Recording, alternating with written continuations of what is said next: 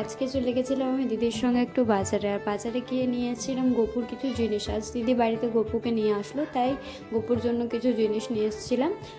চলে গেছিলাম প্রান্তিকা বাজারে। তো এটা হচ্ছে আমরা যাচ্ছি দুজন মিলে হেঁটে হেঁটে, আর রাস্তায় অনেক রোদ ছিল, তার জন্য তাড়াতাড়ি করে চলে গেলাম বাস ধরার জন্য। ওখানে গিয়ে বমি লাগছিলো, তার জন্য গাটা গুলাচ্ছিলো, তাই একটা জোয়ান খেয়ে নিয়েছিলাম। তারপর দেখতে দেখতে বাসও চলে আসছিলো ওই সাইড দিয়ে।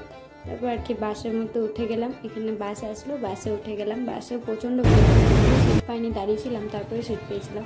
তারপরে এখানে প্রান্তিকা বাজারে নেমে গেলাম। দেখো বাজারটা কত ভিড়, আর কেন ভিড় জানো? এখন চৈত্র সেল চলছে, তাই সেলের জন্য অনেক ভিড়। তারপর আর কি হাঁটতে হাঁটতে ওই দোকানটার দিকে চলে গেলাম যেখানে জিনিসগুলো নেওয়া ছিল। গিয়ে দেখে এই সুন্দর গোপুরটাকে আমার খুব পছন্দ হয়েছিল। দিদি তো কোলে নিয়েছিল, তোমরাই বলো কি মিষ্টি মুখটা, তাই না? তারপরে নিতে নিতে কিছু জিনিসপত্র নিয়ে এক ব্যাগ জিনিস নিয়ে আবার রাস্তার দিকে চলে এলাম। তারপর আস্তে আস্তে ভিডিওটা শেষ করলাম। ভালো লাগলে লাইক কমেন্ট সাবস্ক্রাইব করে দিও। সবাইকে টাটা।